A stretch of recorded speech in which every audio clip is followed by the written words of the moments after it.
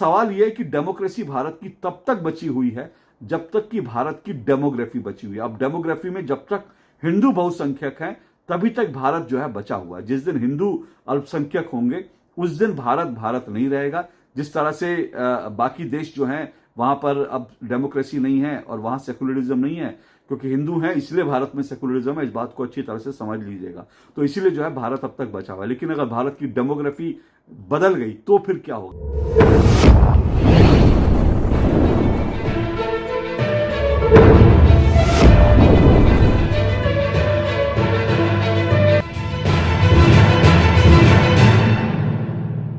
भारत का संविधान खतरे में है, यह जुमला आपने बहुत बार सुना होगा, बार बार सुना होगा।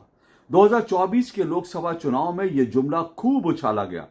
लेकिन बात सिर्फ लोकसभा चुनाव तक सीमित नहीं रही। लोकसभा चुनाव खत्म होने के बाद आज तक यह जुमला खूब इस्तेमाल किया जाता है। राजनीतिक सभाओं में, गैर राजनीतिक सभाओं में इस जुमले को बार बार दोहराया जाता है।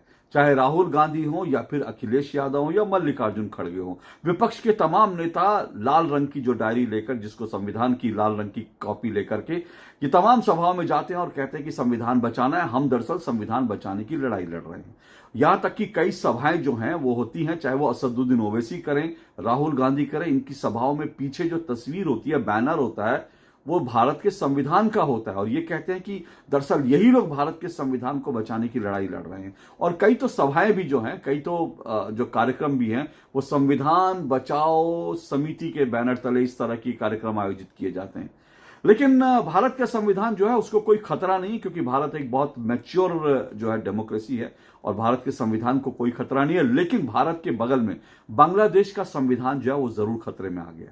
अब बांग्लादेश का संविधान इसलिए खतरे में आ गया क्योंकि आप जानते हैं बांग्लादेश में जब सरकार को टॉपल कर दिया गया और वहां पर जो है जो डीप स्टेट, अमेरिका का जो डीप स्टेट, यूएस का जो डीप स्टेट था, उसने वहां पर पहले सरकार को टॉपल किया, सरकार को गिराया। उसके बाद मोहम्मद यूनुस को चीफ एडवाइजर के रूप में वहां पर स्थापित कर दिया, जो कहने के लिए ये कहा जाता है कि वो जो है नोबेल पीस पुरस्कार विजेता है। लेकिन उनको नोबेल पीस पुरस्कार मिलने के बावजूद वो वहां पर जिस तरह के हिंदुओं का कत्लेआम करवा रहे हैं, उसको देखकर अब नोबेल पीस पुरस्कार की भी जो है, मुझे लगता है कि उसकी भी क्रेडिबिलिटी पूरी तरह से खत्म हो गई है।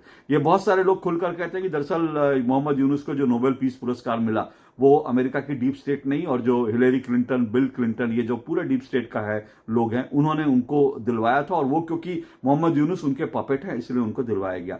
अब डीप स्टेट ने अपने पपेट को वहां पर बैठा दिया।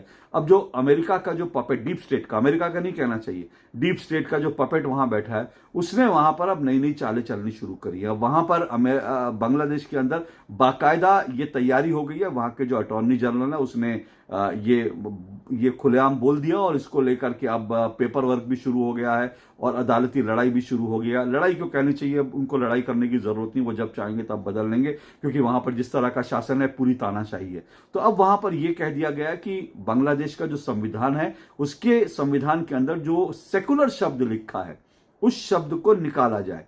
यह तर्क दिया जा रहा है क्योंकि बांग्लादेश में 90% मुसलमान हैं, इसलिए अब वहां पे इस्लामी मुल्क होना चाहिए। संविधान की कोई जरूरत नहीं है, सेकुलरवाद की कोई जरूरत नहीं है। अब वहां पर दरअसल जो संविधान है उसमें साफ तौर पर यह होना चाहिए कि बांग्लादेश एक इस्लामी मुल्क है, सेकुलर मुल्क नहीं है, क्योंकि 90% वहां पर मुसलमान रहते हैं।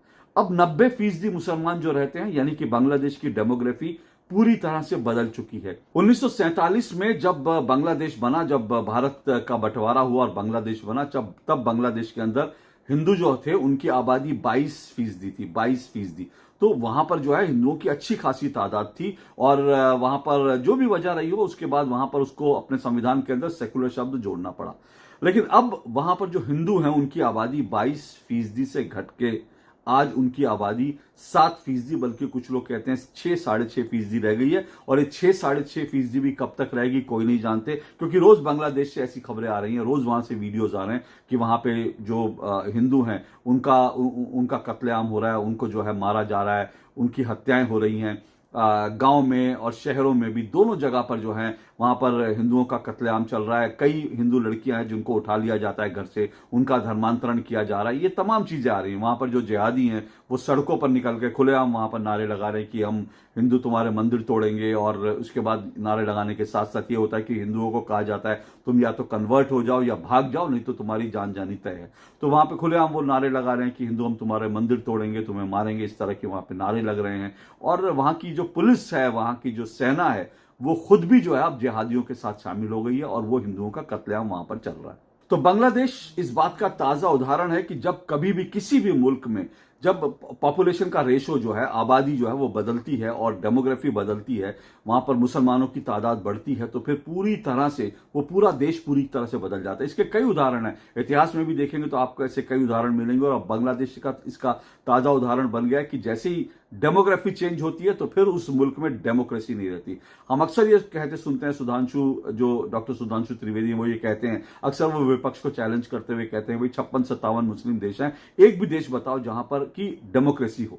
56-57 देश हैं, एक भी देश बताओ जहां पर दरअसल सेकुलरिज्म हो। और वो कोई कहीं नहीं होता। बांग्लादेश इसका एक थोड़ा सा एक उदाहरण था जहां पर डेमोक्रेसी थी और जहां पर डेमोक्रेसी के साथ साथ जहां पर सेकुलरिज्म उनके संविधान में लिखा था। लेकिन अब बांग्लादेश में जो डेमोग्राफी है वो बदल गई है, इसलिए डेमोग्राफी बदलने के बाद अब वहां पर डेमोक्रेसी नहीं रही, अब वहां तानाशाही है। वो आप अच्छी तरह से जानते हैं किस तरह की तानाशाही है। और दूसरी तरफ वहां पर तानाशाही के साथ साथ अब वो सेकुलरिज्म को भी खत्म करने पर तुले हैं कि वो कहते हैं सेकुलरिज्म नहीं रहेगा क्योंकि अब इस्लामी मुल्क होगा।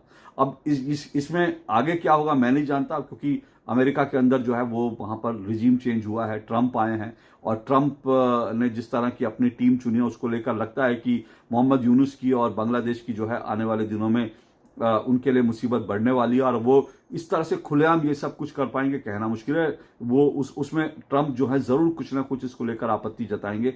लेकिन डीप स्टेट बांग्लादेश को बदलने के लिए पूरी तरह से लगा हुआ है। ट्रंप कितने कामयाब हो गए कह नहीं सकते। अभी ट्रंप को वैसे भी सरकार संभालने में, सत्ता संभालने में वक्त है। वो जनवरी में सत्ता संभालेंगे, उसके बाद ही वो कोई इफेक्टिवली कुछ कर पाएंगे। लेकिन तब तक जो है मुझे लगता है बांग्लादेश पूरी तरह से बदल चुका होगा, वो इस्लामी मुल्क हो चुका होगा। और हिंदू जो वहां 6% है, मुझे लगता है 6% से भी उनकी 1-2% उनमें कमी आ जाएगी। कुछ कन्वर्ट हो जाएंगे, कुछ मार दिए जाएंगे, कुछ वहां से भगा दिए जाएंगे।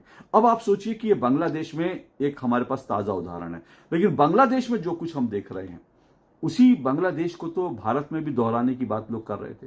भारत में तमाम विपक्षी नेता और राकेश टिकैत जैसे लोग और भारत के विपक्षी नेता, भारत के बहुत सारे एक्टिविस्ट, भारत के बहुत सारे सो कॉल्ड पत्रकार वो खुलेआम कहते थे कि भारत में भी बांग्लादेश होना चाहिए। तो मतलब वो हालांकि उनका कहने का मतलब ये था कि नरेंद्र मोदी भाग जाए और भारत को कोई बांग्लादेश बनाना है। वो ये कहना चाहते थे कि नरेंद्र मोदी की सरकार को टॉपल करना है। अब वो नहीं कर पाए और उसकी गुंजाइश भी नहीं लगती कि मोदी की सरकार को गिरा पाएंगे, क्योंकि फिर कह रहा हूं भारत की जो डेमोक्रेसी है वो मैच्योर है। इसलिए इस तरह से वो भारत में सरकार तो नहीं गिरा पाएंगे। हालांकि कोशिश हुई थी, कभी सीए के नाम पर जो आंदोलन हुए थे, किसान आंदोलन के नाम पर जो आंदोलन हुए, ये सब सरकार को टॉपल करने की एक पूरी की पूरी साजिश थी, जिसमें अब तक वो सफल नहीं हुए हैं।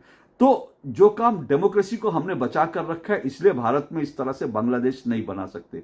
पर सवाल यह है कि डेमोक्रेसी भारत की तब तक बची हुई है जब तक कि भारत की डेमोग्राफी बची हुई है। अब डेमोग्राफी में जब तक हिंदू बहुसंख्यक हैं तभी तक भारत जो है बचा हुआ है। जिस दिन हिंदू अल्पसंख्यक होंगे उस दिन भारत नहीं रहेगा।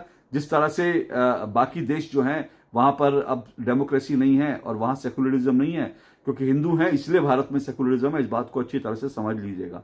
तो इसीलिए जो है भारत अब तक बचा हुआ है। लेकिन अगर भारत की डेमोग्राफी बदल गई तो फिर क्या होगा? भारत की डेमोग्राफी बदल जाएगी तो फिर पूरा भारत बदल जाएगा। फिर भारत में डेमोक्रेसी नहीं रहेगी तो फिर भारत में जो है वो सेकुलरिज्म नहीं रहेगा, साथ साथ भारत में संविधान नहीं रहेगा। तो सच बात तो यह है कि भारत के संविधान को अगर आज किसी चीज से खतरा है तो वो भारत की डेमोग्राफी चेंज से खतरा है।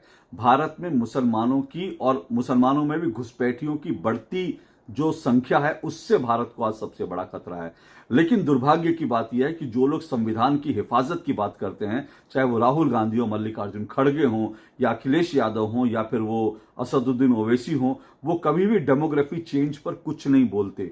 वो कभी भी नहीं कहते कि जो अवैध रूप से घुसपैठी आ गए हैं उनको जो है देश से निकाला जाना चाहिए। वो कभी भी घुसपैठियों के खिलाफ कुछ नहीं बोलते, बल्कि यहां तक तो झारखंड में तो बाकायदा कांग्रेस के नेता ने, जो झारखंड के गुलाम अहमद मीर हैं, जो झारखंड के प्रभारी हैं, उन्होंने तो बाकायदा एक सभा के अंदर खुलेआम बोल दिया कि हमारी सरकार 1 दिसंबर को आएगी और उसके बाद जो घुसपैठी हैं उनको भी 450 रुपए की कम दर पर जो है वो गैस सिलेंडर मुहैया कराएंगे। तो घुसपैठियों को निकालने के नाम पर ये लोग कुछ नहीं बोलते, घुसपैठियों को रोकने के नाम पे कुछ नहीं बोलते, डेमोग्राफी चेंज के नाम पे कुछ नहीं बोलते। जबकि सच बात यह है कि भारत की डेमोग्राफी को सबसे बड़ा खतरा जो है, भारत की डेमोक्रेसी को, भारत के संविधान को सबसे बड़ा खतरा डेमोक्रेसी चेंज से। अब मैं इसको आपको उदाहरण दिखा रहा हूं कि डेमोग्राफी चेंज हो रहा है, और ऐसा नहीं है कि ये खतरा जो है बड़ा 100, 200 साल, 300 साल का है। ये खतरा अब जो है 20-30 साल का हमारे सामने जो है एक जो कह सकते हैं कि विंडो है। इस 20-30 साल में अगर हमने स्थिति भारत में सुधार ली तो ठीक है, नहीं तो भारत में क्या कुछ होने वाला है उसका आपको छोटा सा नजारा आपको दिखाता। अब 2 राज्यों में इस वक्त चुनाव चल रहे हैं, झारखंड और दूसरी तरफ महाराष्ट्र में। अब इन 2 राज्यों से जो रिपोर्ट्स आ रही हैं उन रिपोर्ट्स को देखिए। ये रिपोर्ट, आपको पहली रिपोर्ट दिखा रहा हूं। ये हेडिंग क्या कहता है? ये हेडिंग कहता है आदिवासी घटे मुस्लिम बढ़े। ये झारखंड का है। झारखंड के संथाल परगना में, मैंने आपको पहले भी बताया था, जो आदिवासी आबादी है करीब 16% तक बढ़ गई है, और इतनी पॉपुलेशन जो है मुस्लिम जो है उनकी बढ़ गई है। अब इसमें मुस्लिम जो है ज्यादातर घुसपैठिए बताए जा रहे हैं, जो झारखंड में आते हैं बांग्लादेश के रास्ते। पूरा एक कॉरिडोर है, बांग्लादेश से घुसते हैं और उसके बाद वो झारखंड तक पहुंच जाते हैं। तो ये संथाल परगना और झारखंड में, वहां पर आदिवासियों की आबादी घट रही है 15-16% तक। मुसलमानों की इतनी आबादी, मुस्लिम आबादी वहां करीब 30% आज बताई जा रही है। ये एक झारखंड की रिपोर्ट है। दूसरी तरफ संथाल परगना, एक और रिपोर्ट आपको दिखाता हूं। संथाल परगना में आदिवासी आबादी जो है कैसे कम हो रही है। तो ये डेमोग्राफी चेंज है जो आज भारत के संविधान के लिए, भारत के लोकतंत्र के लिए सबसे बड़ा खतरा है, जिस पर राहुल गांधी और विपक्ष कभी नहीं बोलता। तो इस बात को समझने की जरूरत है। ये मैंने आपको झारखंड की खबरें दिखाई। अब मैं आपको मुंबई, महाराष्ट्र की खबरें दिखा रहा हूं। महाराष्ट्र में मैंने आपको पहले भी बताया था कि महाराष्ट्र में क्या हो रहा है। महाराष्ट्र में एक खबर देखिए, महाराष्ट्र की एक खबर क्या कहती है। महाराष्ट्र की एक खबर कहती है, महाराष्ट्र चुनाव के बीच इस रिपोर्ट से हलचल, 2051 तक मुंबई में 51% घटेगी हिंदुओं की आबादी। हिंदुओं की आबादी 51% तक घट जाएगी, ये रिपोर्ट कहती है। और ये रिपोर्ट किसकी है, मैंने आपको इसके बारे में पहले भी बताया था। टिस जो है, Tata institute of social sciences, Maharashtra की, मुंबई की बहुत प्रतिष्ठित संस्था है, उसकी एक अध्ययन रिपोर्ट ये कहती है। और इसने अध्ययन रिपोर्ट जो है, इसमें बड़ा गहराई तक उसमें उन्होंने अध्ययन करने के बाद ये खुलासा किया है। एक और रिपोर्ट देखिए, मुंबई में खतरे में है हिंदू। तो मुंबई में हिंदू खतरे में है, मुस्लिम आबादी बढ़ रही है, डेमोग्राफी चेंज हो रही है। और इस बात को समझ लीजिएगा, जो लिखा है ना मुंबई में खतरे में है हिंदू, तो खतरे में जहां हिंदू आते हैं, वहां पर जहां जहां भी हिंदू खतरे में आता है, वहां पर सबसे पहले लोकतंत्र खतरे में आता है और उसके बाद पूरा देश खतरे में आ जाता है। हिंदू खतरे में आता है वो वहां जहां जहां हिंदू कम होते हैं, वहां वहां अलगाव की आवाज उठती है, वहां वहां अलग देश बनाने की मांग उठती है, वहां वहां पाकिस्तान के झंडे लहराते हुए दिखते हैं। इस बात को समझिएगा आप अच्छी तरह से। अब ये जो टिस की रिपोर्ट है, इसके कुछ बिंदु आपको बता देता हूं जो आपके लिए जानना बहुत जरूरी है, जो हमें आने वाले खतरे की आहट का संकेत देते हैं। और ये खतरा बहुत ज्यादा दूर नहीं है। ये जो टिस की रिपोर्ट है, ये मैंने जैसे बताया, ये कहती है 2051 तक महाराष्ट्र में, मुंबई में हिंदुओं की संख्या 51% तक कम हो जाएगी। वहीं बांग्लादेशियों और रोहिंग्यास की तादाद बढ़ जाएगी। ये रिपोर्ट ये कहती है कि हिंदू जो आबादी है वो 51% तक उनके उसमें का। अब ये 51% सोचिए कितना बड़ा डेटा है, ये कोई छोटा मोटा डेटा नहीं है। और ये बहुत नहीं, 2051 तक ये कह रहे हैं, यानी आप समझ लीजिए 2024 में 51 बहुत ज्यादा समय नहीं, हमारे पास 20 से 30 साल का विंडो है, इससे ज्यादा नहीं। अब इसमें यह भी कहते हैं कि 2061 तक, ये जो रिपोर्ट है इसमें पुराना अध्ययन किया गया है, 1961 में मुंबई जो है वहां पर हिंदुओं की आबादी 88% थी, लेकिन 2011 में यह घटकर 66% रह गई। सोचिए 88 से 66, 20% हिंदुओं की आबादी अकेले मुंबई में कम हो गई। और अभी जब जनगणना होगी तो ये 66% से भी घट करके आपको समझ में आएगा। आप मुंबई में कहीं चले जाइए, आपको ज्यादातर जगह पर बुर्के वाली महिलाएं, टोपी वाले जो है वो सब आपको वो बड़ा विजुअली आपको दिखेगा कि मुंबई की डेमोग्राफी बदल गई है। इसके साथ साथ अब 1961 में जो मुस्लिम आबादी वहां 8% थी, वो आज जो है उनमें उन मुस्लिम आबादी जो है 21% हो गई। 8 से 21, 8 8 दूनी 16, 8 3 24, लगभग 3 गुना आबादी इनकी बढ़ गई है। और अब ये कहते हैं कि 30% 1951 तक मुसलमानों की आबादी 30% हो जाएगी। तो सोचिए कि डेमोग्राफी बदलेगी पहले, उसके बाद डेमोग्राफी बदलने के साथ जो है सीधा सीधा डेमोक्रेसी बदलेगी। और डेमोक्रेसी को बदलने के लिए किस तरह की साजिश हो रही है, इस बात को भी समझिए। मुझे नहीं पता कि अभी जो चुनाव हो रहे हैं उसके नतीजे क्या होंगे, लेकिन डेमोग्राफी चेंज के लिए तमाम तरह के फतवे दिए जा रहे हैं। आप सोचिए कि मुंबई, महाराष्ट्र में भी फतवा दे दिया गया है। कभी उलेमा बोर्ड आता है, कभी मुस्लिम पर्सनल लॉ बोर्ड आता है, कभी और तरह की सभाएं होती हैं। वो सब सभाओं में फतवे जारी कर दिए गए हैं और ये कह दिया गया है कि जो है जो महाविकास आघाड़ी है, जो कांग्रेस, एनसीपी और शिवसेना, उद्धव ठाकरे की पार्टी है, उसको वोट करना मुसलमानों को, और वहां एक तरफा वोट देने की तैयारी है। तो इस तरह से ये लोग वोट जिहाद के लिए काम करते हैं। और आपको एक और चीज दिखाता हूं, देखिए होता क्या है। ये सिर्फ महाराष्ट्र में नहीं हो रहा, ये लोहरदगा झारखंड में, ये झारखंड में एक फतवा जारी किया गया। और अब आप ये सोचिए कि किस तरह से घुसपैठिए जो हैं वो इन फतवों के अंदर घुसपैठिए जगह पा रहे हैं। घुसपैठिए पहले हमारे देश में जगह पा रहे हैं और उसके बाद इन इन इन जो है फतवों में जगह पा रहे हैं। और दरअसल इन फतवों में जगह पाने का मतलब यह है कि घुसपैठिए भी वोट जिहाद का हिस्सा बन चुके हैं। अब ये जो जमीयत उलेमा लोहरदगा का जो फतवा है, ये फतवे में साफ तौर पर यह भी लिखा है कि जो वक्फ बोर्ड, वक्फ कानून के खिलाफ जो वक्फ का बोर्ड कानून में जो संशोधन की बात कर रहा है, यानी कौन, नरेंद्र मोदी और बीजेपी एनडीए की सरकार, वो उसके खिलाफ वोट करने के लिए फतवा कहता है। दूसरी तरफ ये फतवा ये भी कहता है कि घुसपैठियों के बहाने डराए धमकाए जा रहा है। यानी ये लोग कहते हैं, ये फतवा कहते हैं कि घुसपैठिए कोई समस्या नहीं है। दूसरी तरफ टिस की रिपोर्ट है, एक तरफ ये लोहरदगा का फतवा है, दूसरी तरफ टिस की रिपोर्ट है। अब आप किसको मानेंगे, आपको तय करना। आप समझ सकते हैं कि टिस जैसी संस्था है, दूसरी तरफ ये फतवा है, कहता है कि मुसलमानों के नाम पे डराया धमकाया जा रहा है, जबकि टिस की रिपोर्ट साफ तौर पर कहती है कि जो घुसपैठियां, बांग्लादेशी और रोहिंग्या घुसपैठी, उनकी तादाद बढ़ रही है और वो पॉलिटिकली उनको यूज किया जाता है। तो ये सब चीजें आप इनको, अगर आप एक को दूसरे से जुड़ेंगे तो आपको पूरा का पूरा एक तार समझ में आएगा और आपको समझ में आएगा कि कैसे घुसपैठियों को भारत में बसाया जा रहा है, पूरा सिंडिकेट काम कर रहा है, कैसे उनको जो है वोटर बना दिया जाता है, कैसे वोटर बनाने के बाद वो डेमोक्रेसी को बदलते हैं। क्योंकि वो धुले महाराष्ट्र चुनाव का उदाहरण हमारे सामने है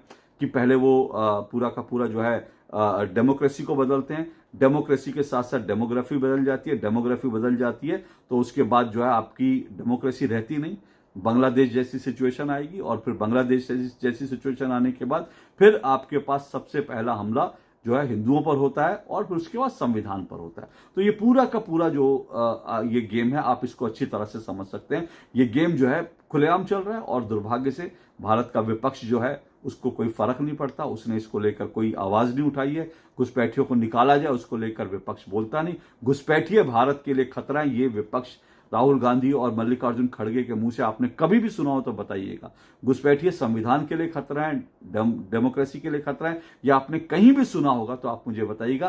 क्यों नहीं बोलते? क्योंकि ये घुसपैठिए उनके लिए वोट बैंक है। ये वो वोट बैंक है जो दरअसल वोट जिहाद करता है और वोट जिहाद करके इस देश को पूरी तरह से बदलने की और इस देश को तबाह करने की, बर्बाद करने की साजिश की जा रही है। इस साजिश से आपको सावधान होना बहुत जरूरी है।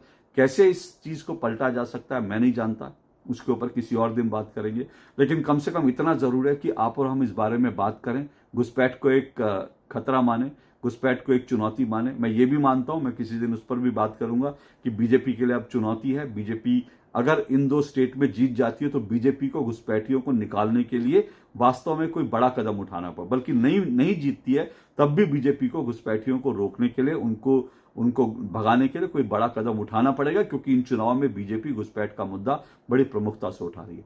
तो बहरहाल ये इस पर मैं किसी और दिन बात करूंगा, लेकिन आज इस बात को अच्छी तरह से समझ लीजिए कि डेमोग्राफी बदलेगी तो डेमोक्रेसी बदलेगी, और डेमोक्रेसी बदलेगी तो हिंदुओं पर हमला होगा, हिंदू अल्पसंख्यक होंगे। जो बांग्लादेश में हो रहा है वो भारत में हो सकता है, और भारत को बांग्लादेश बनाने की जो इनकी साजिश है, जो इनका सपना है वो सच हो सकता है, तो डेमोग्राफी के बाद डेमोक्रेसी बदलेगी और उसके बाद संविधान और हिंदू दोनों ही खतरे में आएंगे। इसलिए बड़ा जरूरी है कि इस खतरे को समझना, इस खतरे के खिलाफ आवाज उठाना, इस खतरे के खिलाफ संगठित होना। आज के लिए इतना ही। नमस्कार।